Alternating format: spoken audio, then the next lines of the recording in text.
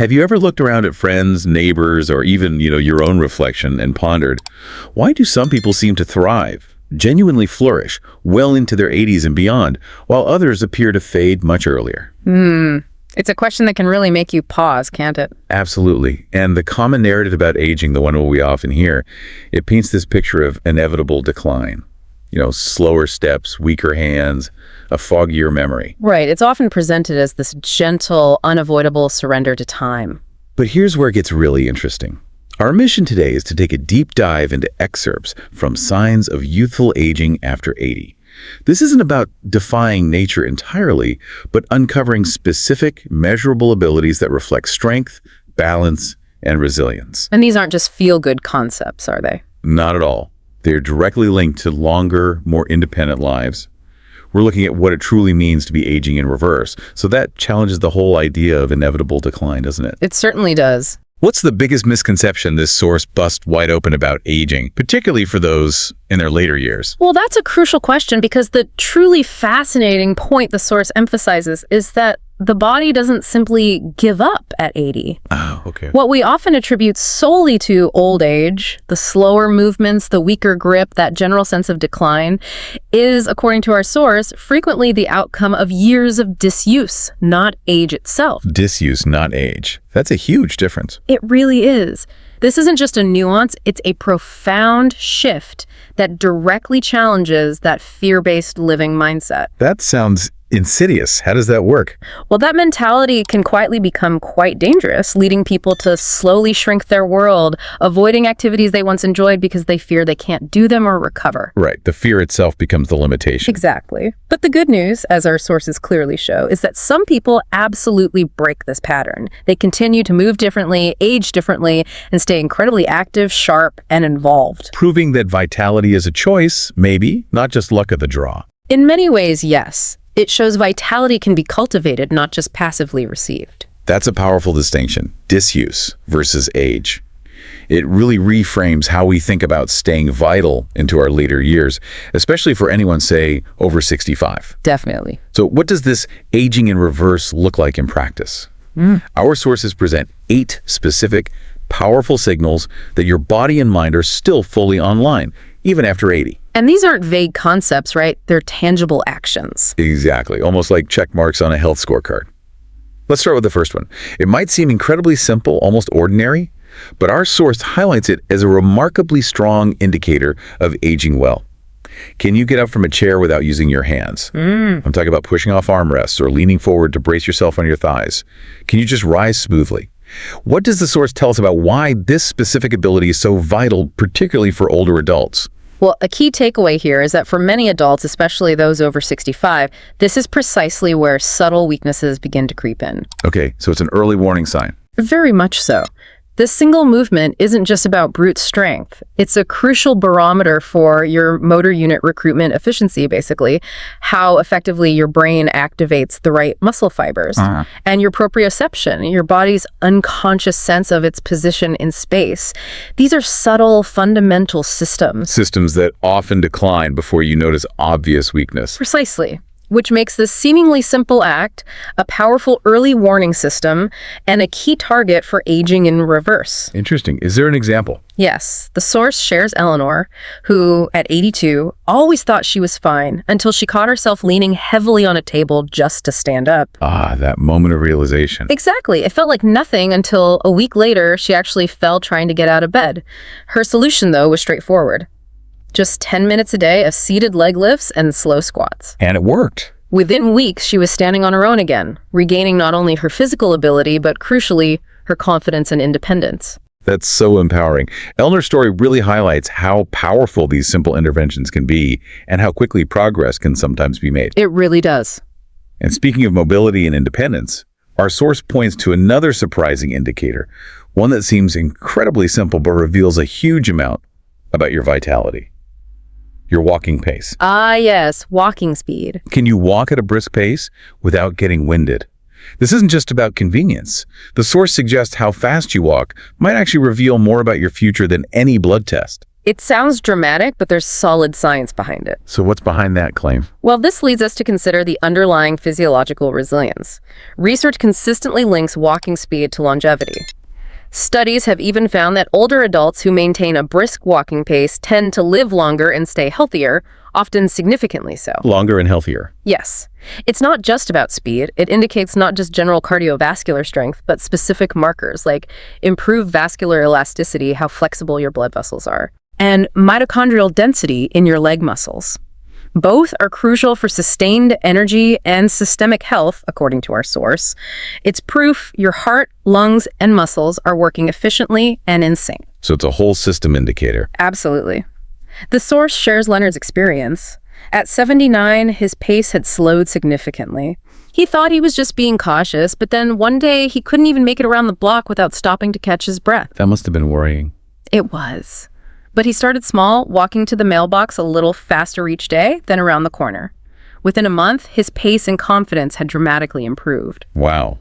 It just shows the body's remarkable capacity for adaptation, even later in life. It's incredible how our bodies hold on to that potential, yes. And building on that idea of fundamental movement and neurological health, the third sign of youthful aging is one that many of us, if we're honest, probably don't practice enough. Can you balance on one foot for at least 10 seconds? The balance test. It might sound like a childhood game, but our source emphasizes its seriousness. You might even find yourself instinctively trying this out while listening, maybe near a countertop if you'd like some support. Yeah, probably a good idea for some. So, what does the source say about why something so seemingly simple is such a critical health marker? What the source truly emphasizes here is that balance is a complex integration. It's your muscles, your inner ear, your vision, and your brain all working together in harmony. A real team effort. Exactly. And it's often one of the first systems to slip when things begin to decline. Good balance is critical because it helps prevent falls, Which are a huge risk. the number one cause of serious injury and loss of independence in older adults. But beyond that, good balance reflects the strength of your nervous system and the sharpness of your reflexes. It indicates efficient communication pathways between your brain and body. Makes sense. Any stories here? Yes, Judith, 81.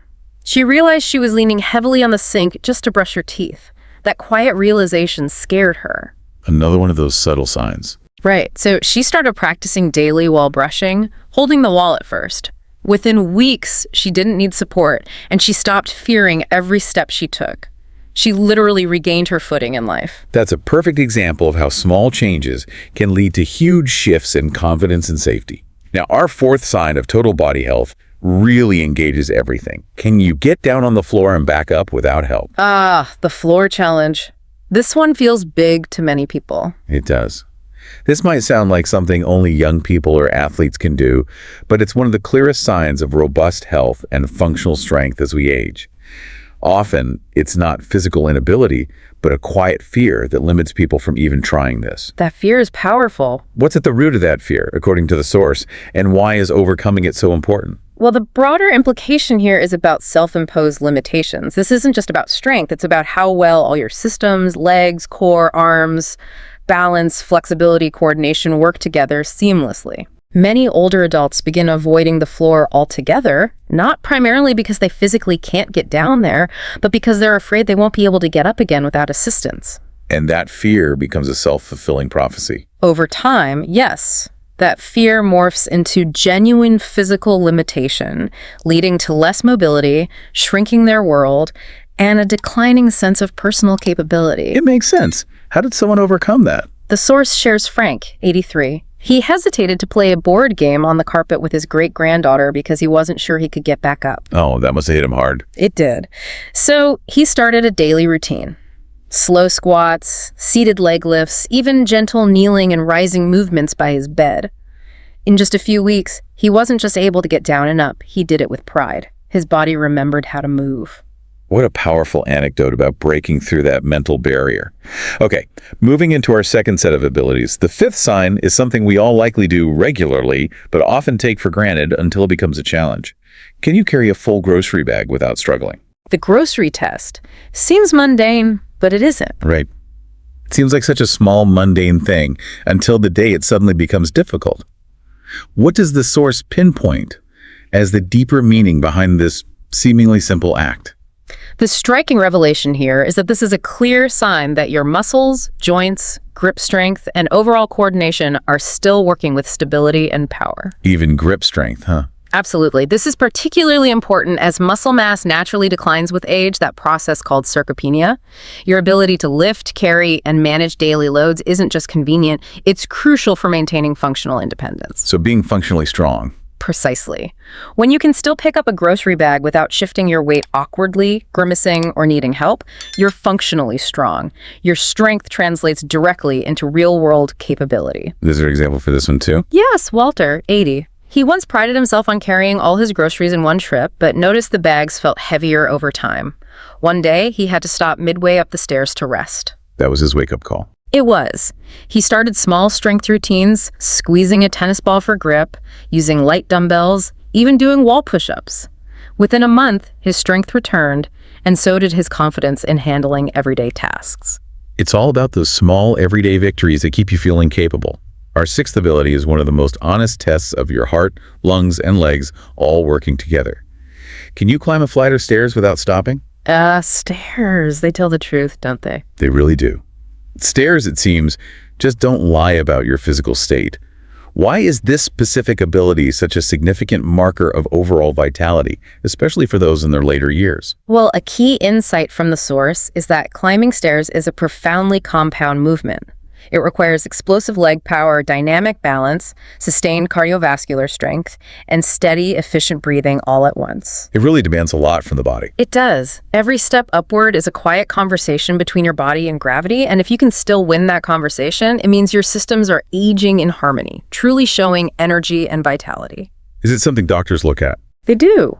Doctors even use stair climbing as a quick test of cardiopulmonary health, essentially, how efficiently your heart and lungs work together under exertion. If you can go up 10 to 12 steps without needing to stop, it's a strong sign. A strong sign that things are working well. Exactly. Your heart's pumping strong, lungs are delivering oxygen, muscles are cooperating. Our source introduces Irene, 82. She'd stopped using stairs after a mild fall. Understandable, perhaps. But an embarrassing moment during a visit to her daughter's home, the only bathroom was upstairs, prompted her to start practicing daily. Necessity is the mother of invention, or in this case, stair climbing. Kind of. She started small, 3 steps at a time, then 5, then a full flight. After a few weeks, she not only regained her endurance, but also her pride, embracing vertical living again. Fantastic. Now let's shift to our final section, focusing on cognitive and restorative health, which are just as crucial for youthful aging. The seventh ability. Can you remember recent conversations and events clearly? Memory. A big one for many people. Huge. We often hear about memory loss as an inevitable part of aging, but our source highlights an important distinction from just occasional forgetfulness. What's the true indicator here? The source makes a crucial point about how we view brain health. While occasional forgetfulness happens to everyone, regardless of age. Sure, like where did I put my keys? Exactly. But if you can still recall what you had for dinner last night, the details of a recent conversation, or something a friend told you last week, your brain is aging far better than most. So it's about consistency and recent recall. Right. Clear, consistent memory isn't just about names or dates. It indicates robust brain circulation, healthy neuron connections, and active mental engagement. It means your cognitive pathways are sharp, your nervous system is working well. Actively forming and retrieving memories. Yes. The source shares Howard's story. At 84, he was quiet but sharp as a tack, remembering details from 70 years ago. Wow. What was his secret? When asked how he stayed so mentally acute, he simply said, "I stay curious, I read, I talk to people. I never stop learning." Use it or lose it for the brain, too. Absolutely. This perfectly illustrates that memory, like muscle, actually improves with consistent use and engagement. That's a great reminder that our brains are just as trainable as our bodies. And finally, the eighth and often overlooked sign, but one the source calls potentially one of the strongest indicators of overall well-being. Do you wake up feeling rested and ready for the day? Sleep. So fundamental. It really is. It's true that sleep patterns can change as we age, but waking up refreshed remains a powerful sign of overall health and youthful aging. Why is quality sleep so profoundly important in this context? A powerful insight here is that sleep is absolutely crucial for body repair, brain reset, and immune system recharge. Poor, fragmented sleep can accelerate aging processes. Accelerate aging. How so? It increases the risk of everything from heart disease and memory loss to depression, while good, restorative sleep actively slows down the aging process and profoundly protects your body at a cellular level. That's incredible. So waking rested isn't just nice, it's protective. Deeply protective. Waking up feeling clear-headed and ready to begin your day indicates balanced hormones, efficient cellular repair, and a calm, regulated nervous system. Any examples of improving sleep later in life? Yes, the source gives us Ruth, 86. She started waking up groggy despite no serious medical issues. Simple changes, like dimming lights an hour before bed, stopping screen time after dinner, and getting natural morning light. The simple stuff. The simple, consistent stuff. It dramatically improved her sleep, and with it, her mood, memory, and energy within weeks. Her story truly demonstrates that sometimes the most profound aging in reverse doesn't come from more medicine, but from better, more intentional rhythms. So what does this all mean? Our deep dive into signs of youthful aging after 80 powerfully shows that these aren't just miracles or luck. They are measurable, meaningful physical and cognitive abilities. Abilities that reflect strength, balance, resilience, and vitality. Exactly. And they're directly linked to living longer, more independent, and more fulfilling lives, especially for those in their golden years. Which leads us to consider a vital point. If you recognized yourself in even a few of these 8 signs, you are not just surviving, you are actively defying the odds and rewriting the narrative of aging. You're living proof that aging doesn't always mean decline. Precisely. Sometimes it means deepening, strengthening, becoming more aware, more present, more alive. The source powerfully emphasizes that awareness is power. And what if you didn't recognize yourself in some areas? Well, even if you notice some areas where you've slipped, that's absolutely okay. The key message is, these abilities can very much be rebuilt, regardless of your current age. That's right. Aging doesn't have to mean fading. Sometimes, as our deep dive has shown, it just means rising again and again, rediscovering strength you thought was lost.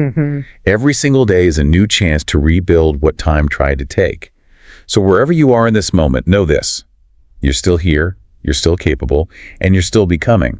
What's one small thing will you start doing today to stay strong, sharp, and independent and truly embrace youthful aging? Remember, strength can return, balance can be retrained, memory can sharpen, purpose can be rediscovered, and healing can truly begin again.